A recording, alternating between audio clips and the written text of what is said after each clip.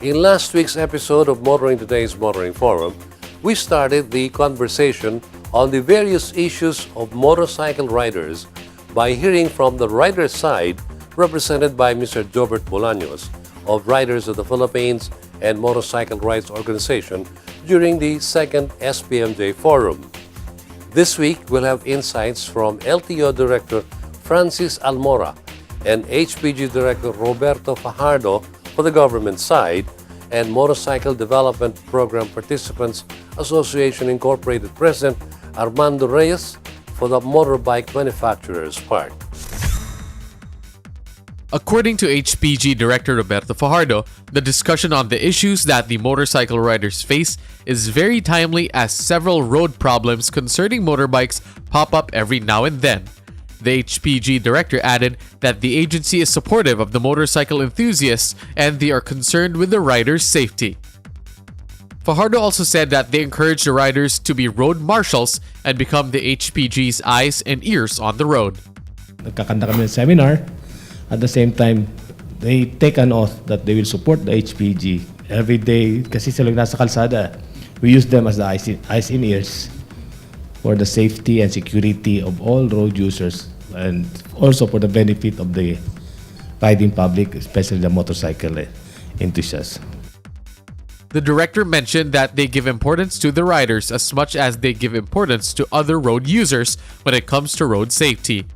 With that said, the HPG says that they are prohibiting local government units from releasing memos that prohibit the use of helmets. This is their response to the issue raised by the motorcycle organization with regard to their confusion about the helmet law. And HPG will continue to oppose measures that will give LGU authority to temporarily suspend the enforcement of helmet law. HPG adheres to the road safety. So, about this helmet law, this is the law that this should be strictly followed. So, LGU ordinances that prohibits helmets due to the concern about motorcycle riding suspect, MRS ang tawag namin dito motorcycle riding suspect. Oo, hindi riding in tandem. So any LGU's ordinances says that prohibits helmets due to the concern about MRS, the motorcycle riding suspect, it is against our national law and is a major safety concern. However, the HPG director stressed that aside from the helmet law, there are other laws that motorcycle riders should also comply with. So safety concern of motorcycle riders, siyempre yung safe speed. So all motorcycle riders must adhere to the speed laws in all roadways. Use of helmet. Marami talaga walang helmet. So ito yung isa sa mga causes of death. The anti-drug driving law, a growing cause of road crashes, is the influence of alcohol on drivers and drugs. At marami ngang actually I just talked with the provincial bus operators. Yun ang problema nila, yung binabato yung buses na dumadaan and karamihan nakamotor. Sa probinsya nakamotor, and ang problema rito karamihan nakainom at the same time mga minors. Yan ang problema natin. So yung again, yung safety ng mga minors, ano ba talaga yun? Law, kung pwede ba sila gamit ng motorcycle. Isa ito sa mga concern ng mga bus operators. With regard to overloading, Fajardo confirmed that only one passenger is allowed. The HPG director also stressed the rule about child passengers. It is allowed only one passenger and one driver. And for child safety on motorcycle, no child is allowed to ride on the motorcycle. Pag yung child hindi niya kayang apakan yung footrest. So pag yung paa niya nakalaylay, bawal ho yun. Dapat yung child, kaya niyang apakan yung footrest. Kasi safety yun Kung kaya niyang apakan yung footrest, kaya niya, mas stable yung tayo niya. So kung hindi niya kayang apakan yung footrest, bawal ang child sa motor. Moreover, in response to the riders' concern about the use of LED lights, here's what Director Fajardo said.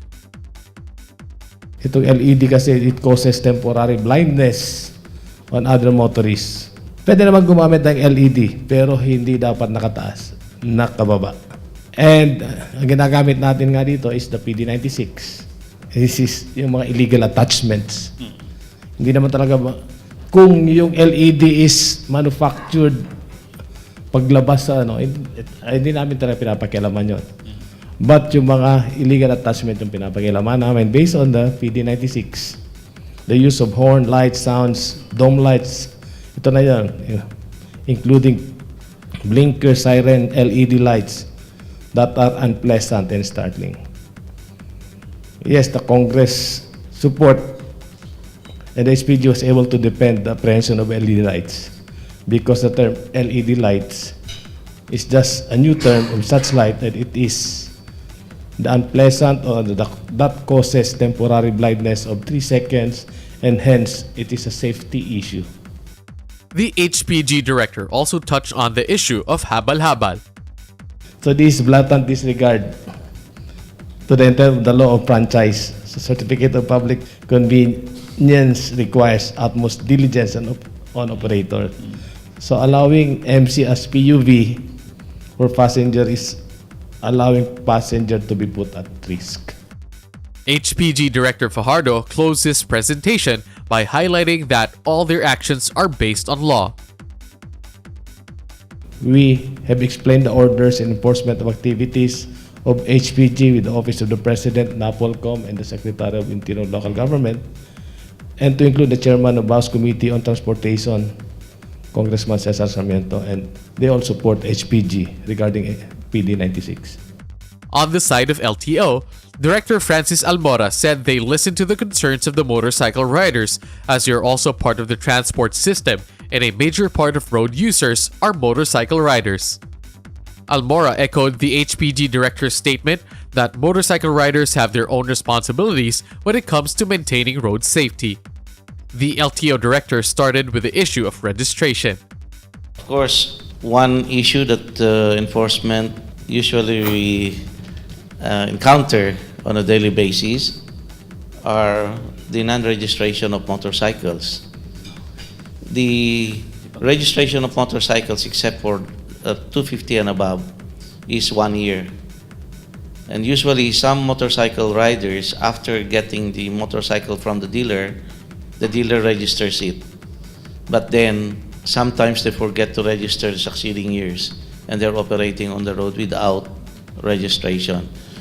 Our law states that no motor vehicle is allowed along Philippine highways except unless they're registered. Still on the topic of registration, Almora added that it's also important for motorcycle riders to have a license. The riders should be duly licensed, and likewise, the motorcycle should be installed, or they should have plates. They should not be using for registration as plates, because if they say for registration, they are already violating the first that I have mentioned, which is their duty to have those motorcycles registered. So they are already calling attention of the enforcers when they use the plate motorcycle for registration.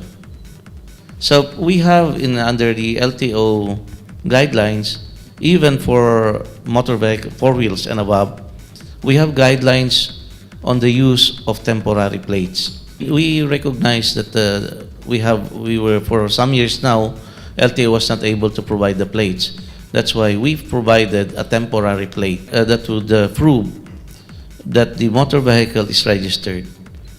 We are not after the plate as a metal plate or anything, but then as long as there's a proof that the motorcycle is registered, then that motor vehicle is allowed along the national roads. So we know that what we are implementing is not actually no plate, no trouble. There's no such thing as no plate, no trouble.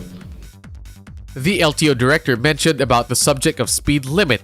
According to him, there has been fake news circulating regarding the speed limit.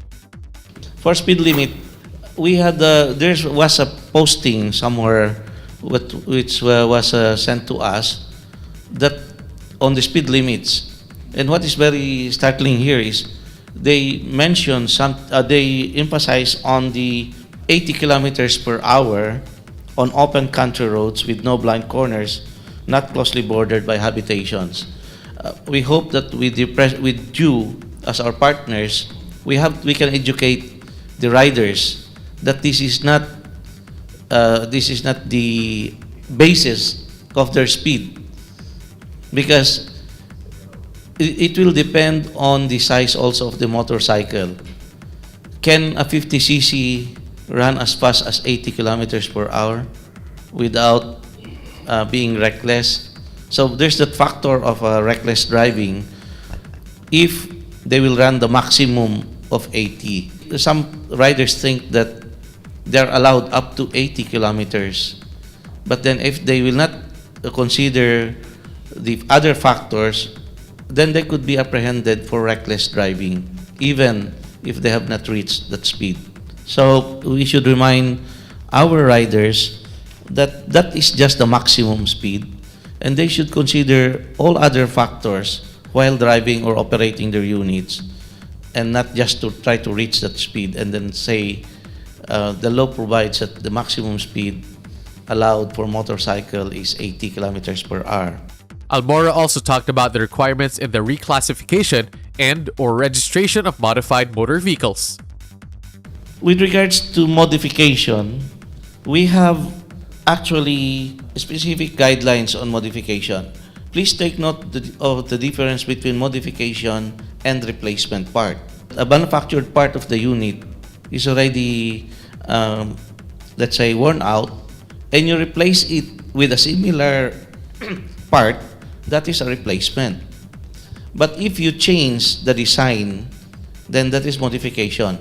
So under this Department Order number 2010-32, these are the prohibited modification.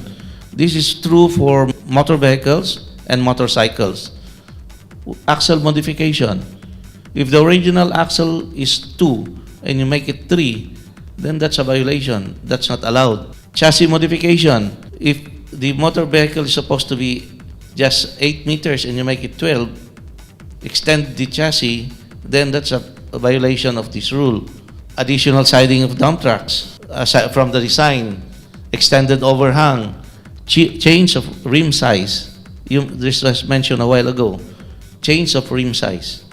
It's not, if the size is 14 and you make it 15 or 18, that's an illegal modification. If it is 18 inches and you change it into 14, lowered, that is an illegal modification as per LTO issuance. That's also true with motorcycles. Rim modification, rim size modification. We have modification of handlebars and mufflers. This is the usual problem that we encounter. Some riders change the design of the handlebar, so that for us in enforcement is an illegal modification. And if they change the muffler, then that is an illegal modification. Reconfiguration of body dimensions and designs is also an illegal modification. The LTO director also mentioned that there's been a new law which they talked about with the motorcycle organizations. According to him, the associations have been instrumental in crafting new issuances. We have top boxes and saddlebags. Our only concern here is when these top box or saddlebag, it is a standard top box or a saddlebag. It does not need to be registered. It does not need to be inspected by LTO. But if it is a special top box or saddlebag, then this requires inspection by LTO and it must be registered. This is again another source of irritants with the riders on the road, especially if it is not a standard saddlebag or top box. We're referring to like those that are being used by food delivery. The top boxes and saddlebags must meet the required size or else they will be apprehended and will be given a fine. What should be important here is we take note of the size of the top box or saddlebag. It must be at least, it must not extend more than 14 inches from the side of motorcycle. This is under the custom-made saddlebag. Here, under C, they shall not exceed 14 inches from the sides. So if this will exceed 14 inches from the side, then that is subject for apprehension. If a motorcycle rider violates this, we consider this as a violation of Section 2D, the motor vehicle operating without or with defective, improper, unauthorized accessory devices or equipment, and they will be fined with 3,000. Again on the topic of the use of lights in motorcycles, here's what the LTO director said. For motorcycle lights, motorcycles are equipped with these basic 4 parts or lights: the headlight, which should be white or yellowish in color; tail light or tail lamp must be red in color and have no blinker mode; direction indicator light must be yellow, amber, or orange color only; the stop brake lamp will be wired and may be turned on only when the brake system of the motorcycle is applied. However, Almora said they have allowed additional lights such as parking lamp, fog lamp, and number plate lights. These additional lights include the parking lamp, fog lamp, number plate lights. However, attachment of these additional lights should follow or should conform with the standard that was placed here. For parking lamp, they can be wired that they will be lit simultaneously, shall not be turned on while motorcycle is moving. Fog lamps should only be lit during instances of thick fog, but they must have their own switches. So when we check these additional lights, we check on the switches actually. So if the additional light is colored red and blue and with blinking mode, then it falls under PD 96 as mentioned by General Fajardo, and it will be a violation of PD 96. If the horn is not actually the regular horn as designed by the manufacturer, but it has that startling sound. We know, I believe you have heard that sound, that startling sound, which can startle a driver and create an accident. So this must also be complied with. Almora said that there's an existing provision which states that there should only be one passenger and rider, just like what HPG Director Fajardo mentioned a while ago. Almora said this relates to the prohibition of using private motorcycles as a public transport. This relates to the current issues on the angkas, grab angkas and everything. There's a confusion on who among the national agencies is in charge of this. Is it LTO? Is it LTFRB? Because motorcycle is not part of the local government, the code which allows them to regulate tricycles. This is motorcycles. So if we relate the design of the motorcycle and safety of the motorcycle, then one rider, one back rider is allowed. However, there is a provision under 4136 which states that any motor vehicle registered as private must not in any manner be used to carry freight or passenger for a fee. So if your motorcycle is registered as private, then you are not allowed in any manner to be used to deliver cargo, freight, or passenger for a fee. The LTO director noted that electronic motorbikes or e-bikes must also be registered as they are considered light electric vehicles or LEVs. Some dealers had initially made claims that electric bikes are exempted from registration. The drivers or riders are exempted from getting a license, and they even use it along national roads. So if we go back to the provisions of 4136, as I had earlier mentioned, no motor vehicle, and we define motor vehicle as any that is powered other than muscular power. So sinasabi kasi na it's electric. Electric is not human power. So it is powered. It must be registered. So yun po, sabihin po nagkaroon po ng confusion on the side of LTO, which we have been trying to fix on the registration of electric motor vehicles. The LTOs also added electric fuel on the list of LEV fuels. In the LTO system, the only difference there between electric, gasoline, and diesel is the fuel. So we had already added electric as part of the fuel under the drop-down system of LTO. Kasi dati, it's just diesel and gasoline. Walang electric. So they don't know where to place it. But electric motorcycle is designed as a motorcycle. So it is already there. A four-wheel electric vehicle is already in our system. It's just the fuel. But now we have added that fuel in the system of LTO, so it can be registered anytime. For the manufacturer side, MDDPA President Armando Reyes cited their road safety advocacy for the riders. MDDPA said they conduct campaigns and activities to educate riders as well as the pedestrians. MDDPA Trust is on road safety promotions. It is a continuing program to increase the level of awareness of road safety by addressing the negative perceptions and impact of motorcycles.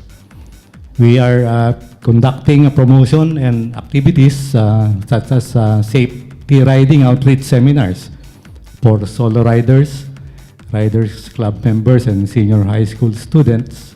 Weekend seminars for riders in cooperation with concerned LGU, PNP, and LTO.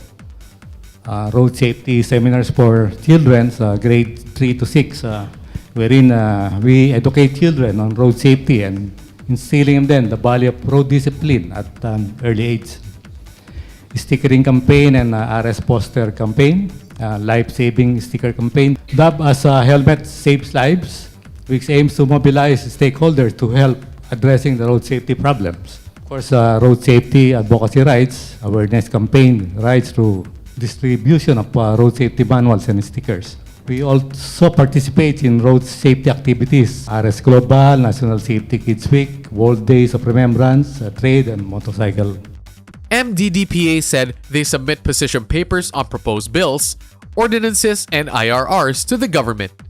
On government laws and rules and regulations, we do submit position papers on proposed bills, ordinances, and IRRs, and participation in public consultations, such as the Helmet Act laws of 2009, Safety of Children Aboard Motorcycles, Anti-Distracted Driving Act, Motorcycle Crime Prevention Act of 2017, Mandatory Automatic Headlights on the Motorcycle Act of 2017, and various local government units proposed ordinances such as regulating tandem riding, helmet use, pest control. That was LTO Director Francis Almora and HPG Director Roberto Fajardo representing the government side, and Motorcycle Development Program Participants Association President Armando Reyes for the motorbike manufacturers part during the second SPMJ Forum.